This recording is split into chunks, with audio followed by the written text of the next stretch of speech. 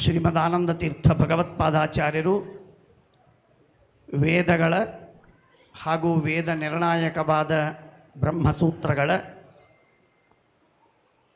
ತತ್ವಜ್ಞಾನವನ್ನು ನಮಗೆ ತಿಳಿಸಿಕೊಡುವುದಕ್ಕಾಗಿ ಅನೇಕ ಗ್ರಂಥಗಳನ್ನು ರಚಿಸಿದ್ದಾರೆ. ಅದರಲ್ಲಿ ಅತ್ಯಂತ ಯುಕ್ತಿಬದ್ಧವಾದ ಅರ್ಥಾತ್ ಅನೇಕ ಯುಕ್ತಿಗಳನ್ನು ಅಸಂಖ್ಯ ಯುಕ್ತಿಗಳನ್ನು ಹೇಳುವ ಅತ್ಯಂತ ಅದ್ಭುತವಾದ ಗ್ರಂಥ ಎಂದರೆ ಅನುವ್ಯಾಖ್ಯಾನ. ಆ ಅನುವ್ಯಾಖ್ಯಾನ ಎನ್ನುವಂತಹ ಗ್ರಂಥ ಅದು ಭೂತ ಭಾವಿ ಭವದಾತ್ಮಭಿ ಕ್ವಚಿತ ಎನ್ನುವಂತೆ ಅಂದು ಇದ್ದ ಯುಕ್ತಿವಾದಗಳನ್ನು ಮಣಿಸಿ ಸಿದ್ಧಾಂತವನ್ನು ಸ್ಥಾಪನೆ ಮಾಡಿದಂತೆ ಇವತ್ತು ಯಾರೇ ಯುಕ್ತಿವಾದಗಳನ್ನು ಮಾಡಿದರೆ ಅವುಗಳಿಗೆ ಖಂಡನೆಯನ್ನು ಹೇಳುವ ತಾಕತ್ತು ಅನುವ್ಯಾಖ್ಯಾನದಲ್ಲಿದೆ. ಅದನ್ನು ಟೀಕಾಕೃತ್ಪಾದರು ತಮ್ಮ ಸುಧಾ ಗ್ರಂಥದಲ್ಲಿ ತೋರಿಸಿಕೊಟ್ಟಿದ್ದಾರೆ. ನಾನು ನೇರವಾಗಿ ವಿಷಯ ಪ್ರವೇಶವನ್ನು ಮಾಡ್ತೇನೆ. ಶ್ರೀಮನ್ಯಾಯ ಸುಧಾ ಗ್ರಂಥದಲ್ಲಿ ಏನಿದೆ ಅನ್ನುವ ಪ್ರಶ್ನೆಯನ್ನು ಮಾಡಿದಾಗ ಶ್ರೀಮನ್ಯಾಯ ಸುಧಾ ಗ್ರಂಥದಲ್ಲಿ ಏನಿಲ್ಲ ಎಂಬುವ ಪ್ರಶ್ನೆಯನ್ನು ಮಾಡಿ ಉತ್ತರವನ್ನು ಕೊಡಬೇಕು. ಹೀಗೆ ಎಪಿಸ್ಟೆಮಾಲಜಿ ಅಂತ ಕರಿತೇವೆ, ಪ್ರಮಾಣಶಾಸ್ತ್ರ. ಥಿಯಾಸಫಿ ಅಂತ ಕರಿತೇವೆ, ದೇವತಾವಾದ. ಥಿಯಾಲಜಿ ಅಂತ ಕರಿತೇವೆ, ದೇವತಾ ಶಾಸ್ತ್ರ. ಫಿಲಾಸಫಿ ತತ್ವಜ್ಞಾನ. ಮೆಟಫಿಸಿಕ್ಸ್ ಅದು ಒಂದು ತತ್ವಜ್ಞಾನದ ಭಾಗ. ಲಾಜಿಕ್ ತರ್ಕಶಾಸ್ತ್ರ ಅದೂ ಇದೆ. ಸೈಕಾಲಜಿ ಮನಃಶಾಸ್ತ್ರ, ಮನೋವಿಜ್ಞಾನ. ಹೀಗೆ ನಾನಾ ವಿಧವಾದ ಶಾಸ್ತ್ರಗಳ ಒಂದು ಸಂಗಮ ಸಾಗರ ಶ್ರೀಮನ್ಯಾಯ ಸುಧಾ ಗ್ರಂಥ. ಅದರ ಮೂಲಭೂತವಾದ ಅನುವ್ಯಾಖ್ಯಾನ. ಒಂದೆರಡು ಮಾತುಗಳನ್ನು ತಿಳಿಸುವ ಪ್ರಯತ್ನವನ್ನು ಮಾಡ್ತೇವೆ. ಇಲ್ಲಿ ಅನೇಕರು ಬಹುಶ್ರುತರಿದ್ದೀರಿ. ಒಂದೆರಡು ಮಾತುಗಳನ್ನು ನಾವು ಹೇಳಬೇಕು ಅಂತಂದರೆ, ಭಗವಂತನ ಅತ್ಯದ್ಭುತವಾದ ಮಹಿಮೆಯನ್ನು ಆಚಾರ್ಯರು ನಮಗೆ ತಿಳಿಸ್ತಾರೆ. ಹೇಳುವಾಗ ಏನು ಹೇಳ್ತಾರೆ ಅಂತಂದರೆ, ಪರಮಾಣುವು ಇವತ್ತು ಹಿಂದೆಲ್ಲ ಸೈನ್ಸು ಹೇಳಿತು ಪರಮಾಣು ಇಂಡಿವಿಸಿಬಲ್. ಆ ಪರಮಾಣು ಡಿವಿಸಿಬಲ್ ಅಂತನ್ನುವುದಾಗಿ ಶ್ರೀಮದ್ ಆನಂದ ತೀರ್ಥ ಭಗವತ್ಪಾದಾಚಾರ್ಯರು 800 ವರ್ಷಗಳ ಹಿಂದೆಯೇ ನಮಗೆ ಹೇಳಿ ಯುಕ್ತಿಯಿಂದ ಸಮರ್ಥನೆ ಮಾಡಿ ಸ್ಥಾಪನೆ ಮಾಡಿಕೊಟ್ರು. ಅದನ್ನು ಇವತ್ತಿನ ಜನ ಅದನ್ನು ಹೇಳುವ ಕೆಲಸವನ್ನು ಮಾಡಿದ್ದಾರೆ. ಆಚಾರ್ಯರು ಹೇಳುವಂತಹ ಅದ್ಭುತವಾದ ಮಾತೇನು ಅಂದರೆ, ಪರಮಾಣು ಡಿವಿಸಿಬಲ್ ಆಗಿದೆ ಮಾತ್ರವಲ್ಲ, ಇಟ್ ಈಸ್ ಇನ್ಫಿನಿಟ್ಲಿ ಡಿವಿಸಿಬಲ್. ಇವತ್ತು ವಿಜ್ಞಾನ ಆ ಮಾತನ್ನು ಹೇಳುವುದಿಲ್ಲ. It never says, it never expounds that it is infinitely divisible. Proton, neutron, electron ಇತ್ಯಾದಿ ಕೆಲವು ಪದಾರ್ಥಗಳನ್ನು ಅಂಗೀಕಾರ ಮಾಡಿ ಡಿವಿಸಿಬಲ್ ಅಂತ ಪರಮಾಣುವನ್ನು ಹೇಳಿ ಮುಗಿಸಿದೆ. ಆಚಾರ್ಯರು ಹೇಳುವುದಲ್ಲ. ಅಣೋರಣೀಯಾನ್ ಮಹತೋ ಮಹೀಯಾನ್ ಎನ್ನುವ ಆಧಾರದಿಂದ ಇದು ಆಗಮ. ಆಗಮ ಹೇಳಿದ ಮೇಲೆ ಸಭಾಗತ್ವವನ್ನು ಸಮರ್ಥನೆ ಮಾಡ್ತಾರೆ. ಸಭಾಗತ್ವವನ್ನು ಸಮರ್ಥನೆ ಮಾಡ್ತಾರೆ ಆಚಾರ್ಯರು ಪದಾರ್ಥತ್ವ ಎಂಬ ಹೇತುವಿನಿಂದ. ಯಾವುದೇ ಒಂದು ಪದಾರ್ಥಕ್ಕೆ 10 ದಿಕ್ಕುಗಳ ಸಂಬಂಧವಾಗುವುದು ಕಂಡಿದೆ. ಮೇಲೆ ಕೆಳಗೆ ಹಾಗೂ 8 ದಿಕ್ಕುಗಳು. ಹೀಗೆ 10 ದಿಕ್ಕುಗಳ ಸಂಬಂಧವಾದದ್ದರಿಂದ ಪ್ರತಿಯೊಂದು ಪದಾರ್ಥಕ್ಕೂ 10 ಅಂಶಗಳಿವೆ, ಭಾಗಗಳಿವೆ ಎಂದು ಆಚಾರ್ಯರು ಸಮರ್ಥನೆ ಮಾಡಿದರು. ಆ ಒಂದೊಂದು ಭಾಗವನ್ನು 10 ದಿಕ್ಕುಗಳ ಸಂಬಂಧವನ್ನು ನಾವು ತಿಳಿತೇವೆ. ಅಲ್ಲೂ ಮತ್ತೆ ಅಂಶಗಳು ಆಯಿತು. ಅದಕ್ಕೆ 10 ಭಾಗ, ಮತ್ತೆ ಅದರ 10 ಭಾಗ. ಹೀಗೆ ಇನ್ಫಿನಿಟ್ಲಿ ಇಟ್ ಈಸ್ ಡಿವಿಸಿಬಲ್ ಎಂದಾಗಿ ಹೇಳಿದ್ದು ಮಧ್ವಾಚಾರ್ಯ. ಈ ಮಾತನ್ನು ನಾವು ಸ್ವಲ್ಪ ವಿಚಾರ ಮಾಡೋಣ. ಬೌದ್ಧರು ಹೇಳಿದರು ಇದನ್ನು. ಬೋಧಿಚರ್ಯಾವತಾರ ಅಂತ ಅವರ ಗ್ರಂಥ, ಮಧ್ಯಮಕ ಶಾಸ್ತ್ರ ಅಂತ ಮತ್ತೊಂದು ಗ್ರಂಥ, ಅದರಲ್ಲಿ ಪ್ರಜ್ಞಾಪಾರಮಿತ ಅಂತ ಅದರಲ್ಲಿಯ ಭಾಗಗಳು. ಆ ಭಾಗದಲ್ಲಿ ಪರಮಾಣುವಿಗೆ 10 ದಿಕ್ಕಿನ ಸಂಬಂಧವಿದೆ, ಆದ್ದರಿಂದ 10 ಭಾಗಗಳಿವೆ ಅಂತ ಬೌದ್ಧರು ಹೇಳಿದರು. ಅನ್ಫಾರ್ಚುನೇಟ್ಲಿ ಅವರು ಹೇಳುವುದೇನು ಅಂದರೆ, ವಿಭಾಗವಾಗಿ ಆಗಿ ಕೊನೆಗೆ ಏನಾಗತ್ತೆ ಅಂದರೆ ಶೂನ್ಯವಾಗತ್ತೆ. ಎಷ್ಟು ಲಾಜಿಕಲ್ ಆಗಿ ಹೇಳಿದ್ದಾರೆ ನೋಡಿ ಬೌದ್ಧರು. ವಿಭಾಗ ಮಾಡಿ, ಸಣ್ಣ ಪಾರ್ಟಿಕಲ್, ಮತ್ತೆ ವಿಭಾಗ ಮಾಡಿ ಇನ್ನೂ ಸಣ್ಣದು, ಮತ್ತೆ ವಿಭಾಗ ಮಾಡಿ ಇನ್ನೂ ಚಿಕ್ಕದು, ಹೀಗೆ 1000 ಸಲ ವಿಭಾಗ ಮಾಡಿದ ಮೇಲೆ ಏನು ಉಳಿತು? ಏನು ಉಳಿಲಿಲ್ಲ. ಹಾಗಾಗಿ ಶೂನ್ಯ ಉಳಿತು. ಆದ್ದರಿಂದ ಶೂನ್ಯವಾದ ಅತ್ಯಂತ ಸತ್ಯವಾದ ವಾದ. ಬೌದ್ಧರು ಹೇಳಿದರು, ಕೇಕೆ ಹಾಕಿಬಿಟ್ರು. ಮಂದರೆಲ್ಲ ಚಪ್ಪಾಳೆ ತಟ್ಟಿ ಬೌದ್ಧರು ಭಾರಿ ಲಾಜಿಕಲ್ ಅಂತ ಸಮರ್ಥನೆ ಮಾಡಿದರು. ಆಚಾರ್ಯರಿಗೊಂದು ಸವಾಲು ಹಾಕ್ತಾರೆ. ಇವತ್ತು ಬೆಳಗಿನಿಂದ ನಡೆದ ಈ ಪ್ರಶ್ನೆಗಳಲ್ಲಿ ಇದು ಒಂದು ಪ್ರಶ್ನೆ ಬಂತು. ಏನು ಪ್ರಶ್ನೆ? ಆಚಾರ್ಯರು ಸಿಂಪಲ್ ಈ ಗಣಿತವನ್ನು ರಿವರ್ಸ್ ಮಾಡ್ತಾರೆ. ಏನು ಹೇಳ್ತಾರೆ? ಒಂದು ಪದಾರ್ಥವನ್ನು ಡಿವೈಡ್ ಮಾಡಿದಂತೆ 10 ಭಾಗವಾಯ್ತಲ್ಲ, ಅದರ ಒಂದು ಪಾರ್ಟಿಕಲನ್ನು ಮತ್ತೆ ವಿಭಾಗ ಮಾಡಿದರೆ 10 ಭಾಗವಾಯಿತು. ಹಾಗೆ ಆಗ್ತಾ ಹೋದಾಗ ಶೂನ್ಯವಾಯಿತು. ಓಕೆ, ಅವಶ್ಯವಾಗಿ ಶೂನ್ಯವನ್ನು ಸ್ವೀಕಾರ ಮಾಡೋಣ. ಹಾಗಾದರೆ ಶೂನ್ಯದಿಂದ ನೀವು ಪಾರ್ಟಿಕಲ್ಲುಗಳು ಹುಟ್ಟುತ್ತೆ ಅಂತನ್ನಿ, ಶೂನ್ಯಗಳಿಂದ ನೀವು ಆಟಮ್ ಹುಟ್ಟತ್ತೆ ಅಂತ ಹೇಳಿ, ಶೂನ್ಯದಿಂದ ನೀವು ಇಲೆಕ್ಟ್ರಾನ್ ಹುಟ್ಟತ್ತೆ ಅಂತ ಹೇಳಿ, ಒಪ್ಪಬಹುದಾ? Is it acceptable?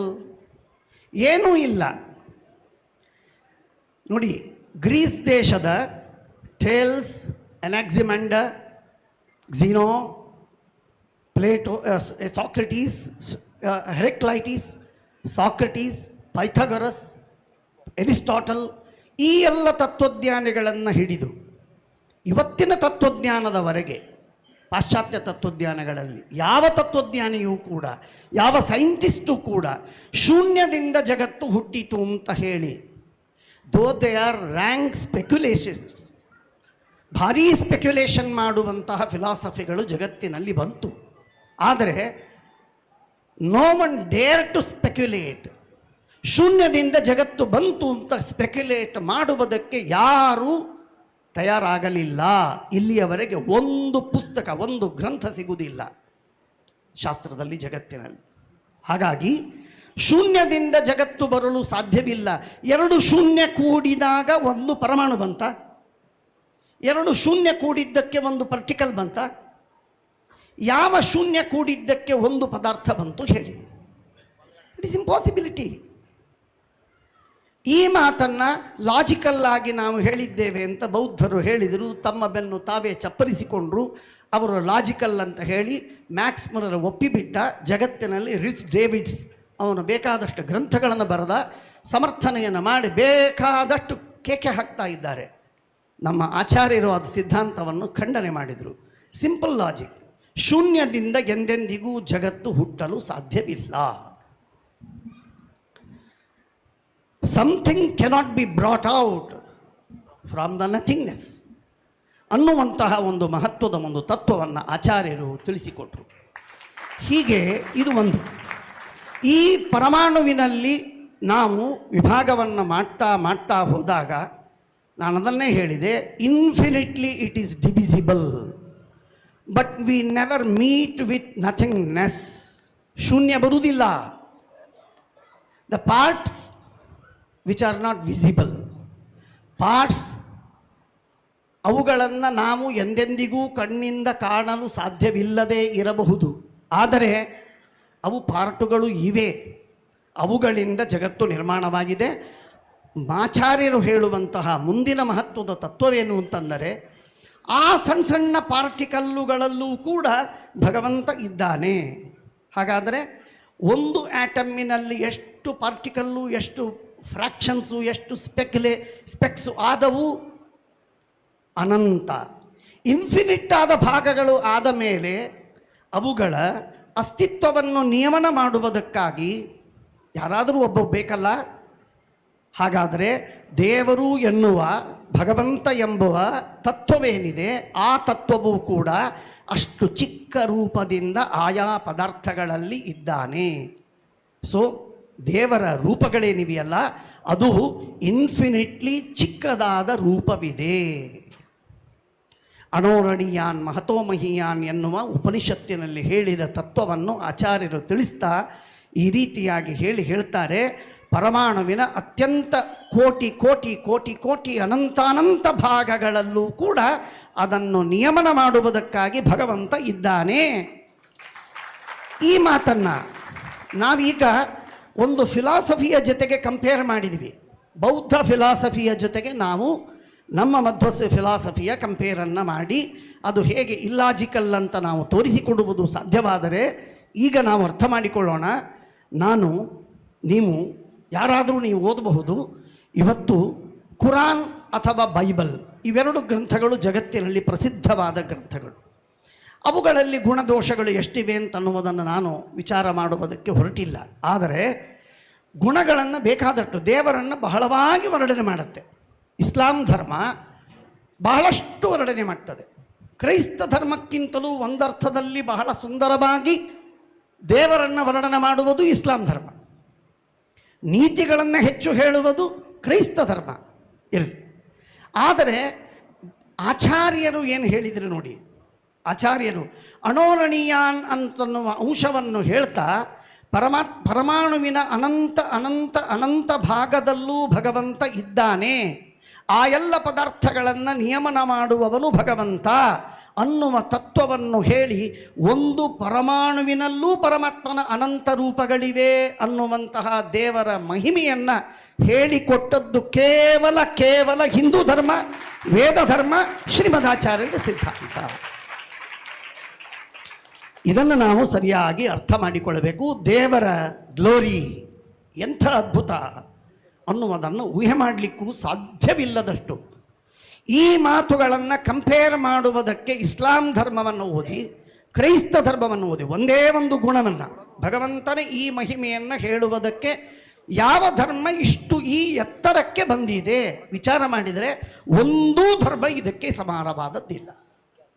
ಅನೆಲೆಕ್ಟ್ಸ್ ಅಂತನ್ನುವುದಾಗಿ ಚೀನ ದೇಶದಲ್ಲಿರುವ ಧರ್ಮಗಳು, ಅನೆಲೆಕ್ಟ್ಸ್ ಅಂತ ಹೇಳಿ ಆ ಗ್ರಂಥಗಳಿವೆ. ಆ ಗ್ರಂಥಗಳಲ್ಲೂ ದೇವರಲ್ಲೂ ಬೇಕಾದಷ್ಟು ವರ್ಣನೆ ಮಾಡ್ತಾರೆ. ಆದರೆ ದೇವರನ್ನು ಈ ಪರಿಯಲ್ಲಿ ಎತ್ತರಕ್ಕೆ ದೇವರ ಮಹಿಮೆಗಳನ್ನು ಹೇಳುವ ಅದ್ಭುತವಾದಂತಹ ಕಾರ್ಯವನ್ನು ಕೇವಲ ವೇದಶಾಸ್ತ್ರಗಳು ಮಾಡುತ್ತೆ ಹೊರತು ನಮ್ಮ ಭಾರತೀಯ ಸನಾತನ ಧರ್ಮಗಳು ನಮಗೆ ತಿಳಿಸಿಕೊಡ್ತವೆ ಹೊರತು ಇನ್ನೊಂದಲ್ಲ. ಆಚಾರ್ಯರು ಇನ್ನೊಂದು ಮಾತನ್ನು ಪ್ರಶ್ನೆ ಮಾಡಿಕೊಳ್ತಾರೆ, ಬಹಳ ಮಹತ್ವದ ಮಾತು. ಒಬ್ಬ ಮನುಷ್ಯ ಅಂತಾನೆ ಆಚಾರ್ಯರ ಹತ್ರ ಬಂದು, ಸ್ವಾಮಿ ನೀವು ದೇವರಲ್ಲಿ ಭಕ್ತಿ ಮಾಡಿ ಅಂತಂತೀರಿ, ನನಗೆಲ್ಲ ಭಕ್ತಿ ಬರುವುದಿಲ್ಲ, ನನಗೆ ಭಕ್ತಿ ಮಾಡಲಿಕ್ಕೆ ಬರುವುದಿಲ್ಲ, ನನಗೆ ಏನದು ಭಕ್ತಿ ನಂಗೆ ಮಾಡಲಿಕ್ಕಾಗುವುದಿಲ್ಲ ನನಗೆ. ಆಚಾರ್ಯರು ಕೇಳ್ತಾರೆ, ಆಚಾರ್ಯರು ಹೇಳುವ ಮಾತೇನು ಅಂದರೆ, ನೀನು ನಿನ್ನನ್ನು ಪ್ರೀತಿಸ್ತೀಯೋ ಇಲ್ಲವೋ? ಸಿಂಪಲ್, ಬಹಳ ಸಿಂಪಲ್ ಆದ ಪ್ರಶ್ನೆ. ಸೈಕಾಲಜಿಯಲ್ಲಿ ಇವತ್ತಿನ ದಿನ 14 ಇನ್ಸ್ಟಿಂಕ್ಟ್ಗಳನ್ನು ರೆಕಗ್ನೈಸ್ ಮಾಡಿದ್ದಾರೆ, ಐಡೆಂಟಿಫೈ ಮಾಡಿದ್ದಾರೆ. 14 ಇನ್ಸ್ಟಿಂಕ್ಟ್ಗಳಲ್ಲಿ ಒಂದು ಇನ್ಸ್ಟಿಂಕ್ಟು ಸೆಲ್ಫ್ ಲವ್, ತನ್ನನ್ನು ತಾನು ಪ್ರೀತಿಸುವುದು ಎನ್ನುವಂತಹ ಒಂದು ಮಹತ್ವದ ಒಂದು ಗುಣವಿದೆ. ಯಾವ ಜೀವಕ್ಕೂ ತನ್ನನ್ನು ತಾನು ಪ್ರೀತಿಸುವ ಗುಣವಿಲ್ಲ ಅಂತ ಹೇಳುವುದು ಸಾಧ್ಯವಿಲ್ಲ. ಕರ್ಮಧರ್ಮ ಸಂಯೋಗದಿಂದ ಡಾರ್ವಿನಿಯನ್ನಾದ ಎವಲ್ಯೂಷನ್ ಥೇರಿಯಲ್ಲೂ ಈ ಮಾತು ನಮಗೆ ಸಿಗ್ತದೆ, ಕಾಣ್ತದೆ. ಹಾಗಾಗಿ ಸ್ವಾದರ ಸರ್ವಜಂತೂನಾಂ ಸಂಸಿದ್ಧೋ ಹಿ ಸ್ವಭಾವತಃ, ಮಧ್ವಾಚಾರ್ಯರು ಹೇಳ್ತಾರೆ, ನಿನ್ನನ್ನು ನೀನು ಪ್ರೀತಿಸುವಂತಹ ಸ್ವಭಾವ ದೇವರು ನಿನ್ನಲ್ಲಿ ಇಂಪ್ಲಾಂಟ್ ಮಾಡಿ ಕಳಿಸಿದ್ದಾನೆ. ನಿನ್ನನ್ನು ನೀನು ಪ್ರೀತಿಸಿಕೊಳ್ಳುವ ಸ್ವಭಾವವನ್ನು ದೇವರು ನಿನ್ನಲ್ಲಿ ಇಂಪ್ಲಾಂಟ್ ಮಾಡಿ ಕಳಿಸಿದ್ದಾನೆ. ಆ ಏನು ಸ್ವಭಾವ, ಪ್ರೀತಿ ಮಾಡಿಕೊಳ್ಳುವ ಸ್ವಭಾವವಿದೆ, ಅದಕ್ಕೆ ನೀನು ಚಾನಲೈಸ್ ಮಾಡಿ ದೇವರ ಮುಖವಾಗಿ ಗಾಡ್ವರ್ಡ್ ಮಾಡಿದರೆ ಆ ಪ್ರೀತಿಯೇ ಭಕ್ತಿ ಅಂತಾಗತ್ತೆ. ಹಾಗಾಗಿ ನಿನಗೆ ಭಕ್ತಿ ಮಾಡಲಿಕ್ಕೆ ಬರೋದಿಲ್ಲ ಅಂತ ಹೇಳಬೇಡ. ಆಚಾರ್ಯರು ಸೈಕಾಲಜಿ ಇದರ ಮೇಲೆ ಬೇಕಾದಷ್ಟು ಪ್ರಶ್ನೆಗಳಿವೆ. ಭಾಗವತದಲ್ಲಿದೆ. ಗರ್ಭೆ ಬಾಲ್ಯೆ ಪ್ಯಪೌಷ್ಕಲ್ಯಾದಿ ಇತ್ಯಾದಿ ಮಾತುಗಳು, ಕಾಮಾದಿಗಳ ಬಗ್ಗೆ ಹೇಳುವಂತಹ ಅನೇಕ ಮಾತುಗಳು, ಒಂದಲ್ಲ ಎರಡಲ್ಲ, ಸಾವಿರಾರು ಮಾತುಗಳು ಈ ರೀತಿಯಾಗಿ ಹೇಳುವಂತಹದ್ದು ಆಚಾರ್ಯರು. ಇನ್ನೊಂದು ಮಾತನ್ನು ಆಚಾರ್ಯರು ಹೇಳ್ತಾರೆ, ಇನ್ಫ್ಯಾಲಿಬಿಲಿಟಿ ಆಫ್ ಸಾಕ್ಷಿ. ಇನ್ಫ್ಯಾಲಿಬಿಲಿಟಿ ಆಫ್ ಸಾಕ್ಷಿ, ನಮ್ಮ ಸಾಕ್ಷಿ ಎಲ್ಲ ಪ್ರಮಾಣಗಳು, ನಮ್ಮ ಕಣ್ಣು ಇದೊಂದು ಪ್ರಮಾಣ. ಕಣ್ಣಿನಿಂದ ನೋಡ್ತೇವೆ, ಇಷ್ಟೆಲ್ಲ ಜನ ಸೇರಿದ್ದಾರೆ ಅಂತ ನಾವು ಕಾಣ್ತೇವೆ. ಕಿವಿಯಿಂದ ಕೇಳ್ತೇವೆ, ಪ್ರವಚನ ನಡೆದಿದೆ ಅಂತ ನಾವು ಅನುಭವಿಸ್ತೇವೆ. ಗಂಧ ಬರುತ್ತೆ, ತಿಂತೇವೆ, ರುಚಿಯಾಗಿದೆ ಅಂತ ಗೊತ್ತಾಗತ್ತೆ. ಹೀಗೆ ನಮ್ಮ ಸೆನ್ಸ್ ಆರ್ಗನ್ಸ್ಗಳಿಂದ ನಾನಾ ವಿಧವಾದ ಅನುಭವಗಳನ್ನು ನಾವು ಪಡಿತೇವೆ. ಅನುಮಾನಗಳಿಂದಲೂ, ಅರ್ಥಾತ್ ಇನ್ಫರೆನ್ಸ್, ಲಾಜಿಕ್, ರೀಸನಿಂಗ್, ಅದರಿಂದಲೂ ಬೇಕಾದಷ್ಟು ತತ್ವವನ್ನು ತಿಳಿತೇವೆ. ಇದು ಎರಡನೆಯ ಭಾಗ.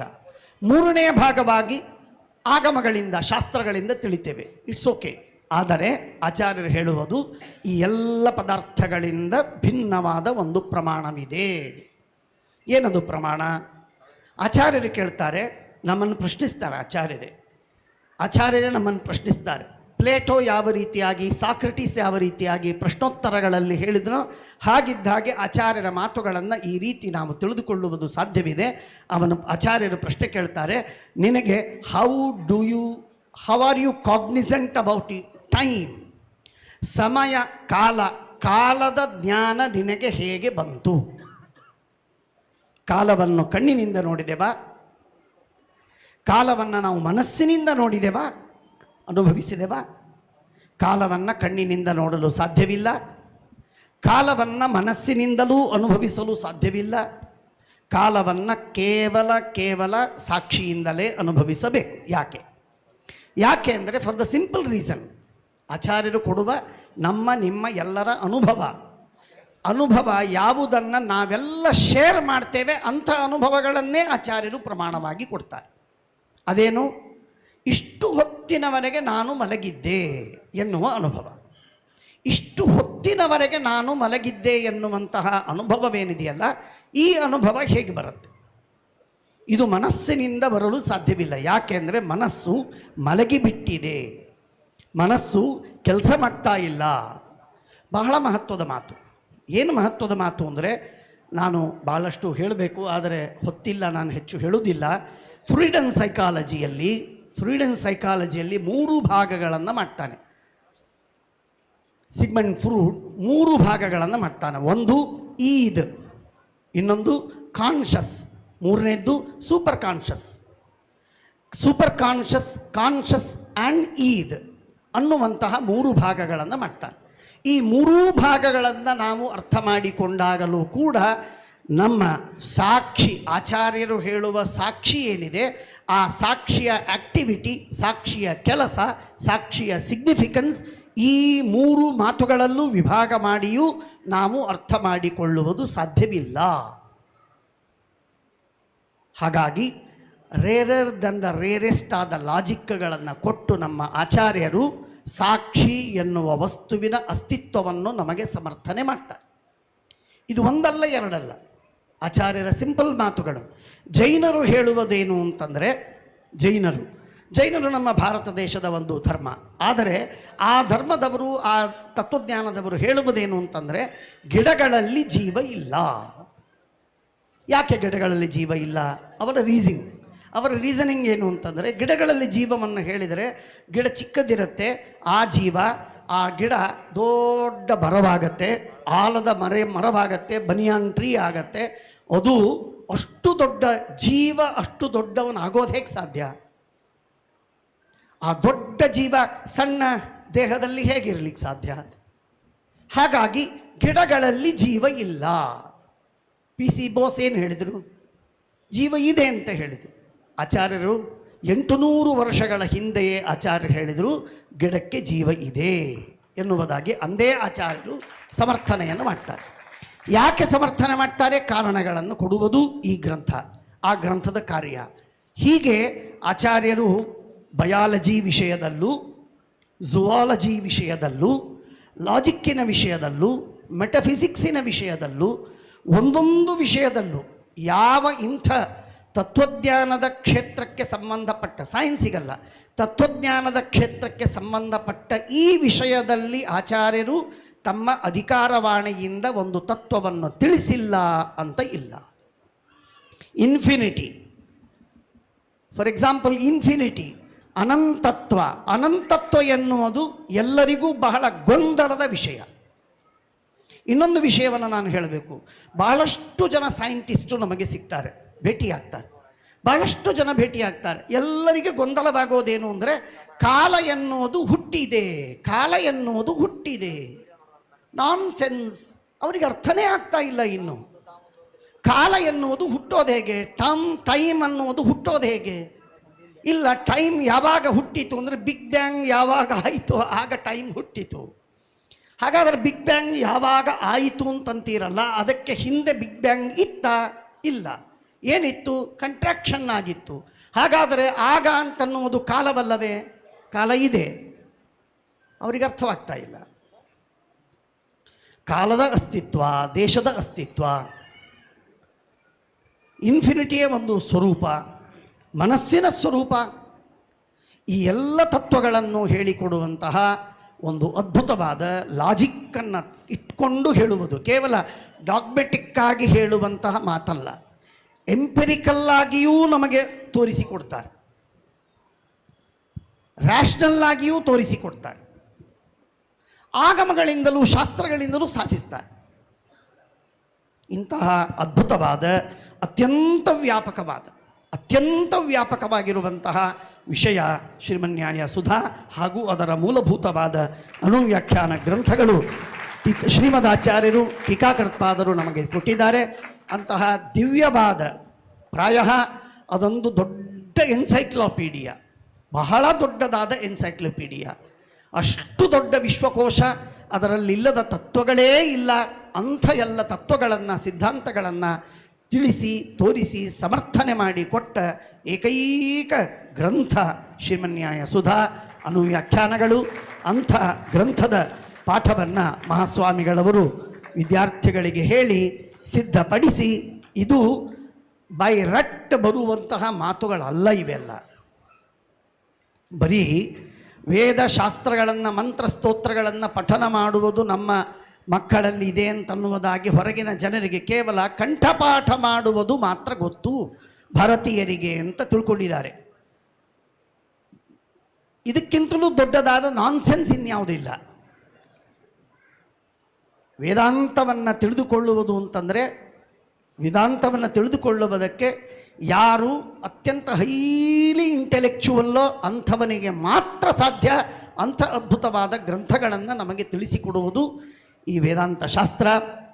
ಬ್ರಹ್ಮಸೂತ್ರಗಳು, ಶ್ರೀಮದಾಚಾರ್ಯರ ಅನುವ್ಯಾಖ್ಯಾನ ಹಾಗೂ ಅದರ ಮೇಲಿರುವಂತಹ ಶ್ರೀಮನ್ಯಾಯ ಸುಧಾ, ಅಲ್ಲಿರುವ ಇನ್ನನೇಕ ಟೀಕಾ ಟಿಪ್ಪಣಿಗಳು, ಆ ಎಲ್ಲ ಗ್ರಂಥಗಳ ಪಾಠವನ್ನು ಹೇಳಿ ವಿದ್ಯಾರ್ಥಿಗಳಿಗೆ ಬೋಧನೆ ಮಾಡಿ, ಶಿಷ್ಯರಿಗೆಲ್ಲ ಬೋಧನೆ ಮಾಡಿ, ಅವರನ್ನು ಸಿದ್ಧಪಡಿಸಿ ಮಹಾಜ್ಞಾನವಂತರನ್ನಾಗಿ ಮಾಡಿ, ಪಂಡಿತರನ್ನಾಗಿ ಮಾಡಿ ಜಗತ್ತಿಗೆ ಕೊಟ್ಟು ಜಗತ್ತಿನಲ್ಲಿ ತತ್ವಜ್ಞಾನದ ಪ್ರಚಾರವಾಗಬೇಕು ಅಂತನ್ನುವುದಕ್ಕಾಗಿ ಕೇವಲ ಧರ್ಮವನ್ನಲ್ಲ, ಧರ್ಮದ ಬ್ಯಾಕ್ಗ್ರೌಂಡಿನಲ್ಲಿರುವ ತತ್ವಜ್ಞಾನವನ್ನು, ಭಾಳ ಮುಖ್ಯವಾಗಿರುವಂಥ. ಮತ್ತೆ ನಾವು ನೋಡ್ತೇವೆ, ಸ್ವಾಮಿಗಳು ಬಂದರು ಅಂದರೆ ಏನಾಗತ್ತೆ? ಮುದ್ರಾಧಾರಣ, ಅಡಿಗೆ ಊಟ, ಗೊಂದಲ, ಗದ್ದಲ, ಮಡಿ ಮೈಲ್ಗೆ, ದೂರ ಸರಿ, ದೂರ ಬರಬೇಡ, ಹತ್ರ ಹೋಗಬೇಡ, ಇದೆಲ್ಲ ಮಾತುಗಳಾಗಿ, ಹಾಗಾದರೆ ಈ ಸ್ವಾಮಿಗಳು ಬಂದಲ್ಲಿ, ಪಂಡಿತರು ಇದ್ದಲ್ಲಿ ನಾವು ಸೇರಬಾರದು ಅಂತ ದೂರ ಹೋಗ್ತಾ ಇದೆ ಸಮಾಜ. ಎಷ್ಟು ದುರ್ದೈವ ನೋಡಿ. ಇದು 1%, 2%, 3% ಇದ್ದರೆ ತತ್ವಜ್ಞಾನದ ಏನೊಂದು ಆಳವಿದೆಯಲ್ಲ, ಅದು 93% ಇದೆ, 97% ಇದೆ. ಹಾಗಾಗಿ ಆ 97% ಆಗಿರುವ ಏನೊಂದು ತತ್ವಜ್ಞಾನದ ಆಳವಿದೆ, ಅದರಿಂದ ವಿ ಆರ್ ಡಿಪ್ರೈವ್ಡ್. ಹಾಗಾಗದಿರಲಿ ಅಂತನ್ನುವುದಕ್ಕಾಗಿ ಮಹಾಸ್ವಾಮಿಗಳಂಥ ಮಹಾನುಭಾವರ ಹತ್ತಿರ ಬಂದು ತತ್ವಜ್ಞಾನವನ್ನು ತಿಳಿದು ಏನು ನಮ್ಮ ಶಾಸ್ತ್ರದಲ್ಲಿ, ಪ್ರಾಚೀನತಮವಾದ ಶಾಸ್ತ್ರದಲ್ಲಿ ಎಂಥ ಅದ್ಭುತವಾದದ್ದು, ಆಳವಾದದ್ದು ಅನ್ನುವುದನ್ನು ಆಲೋಚನೆ ಮಾಡಿ ತಿಳ್ಕೊಂಡು ಇಂಟೆಲೆಕ್ಚುವಲ್ಸ್, ಇಂಟೆಲಿಜೆನ್ಸಿಯಾ ಇದನ್ನು ಅರ್ಥ ಮಾಡಿಕೊಳ್ಳುವುದು ಅವಶ್ಯಕವಿದೆ.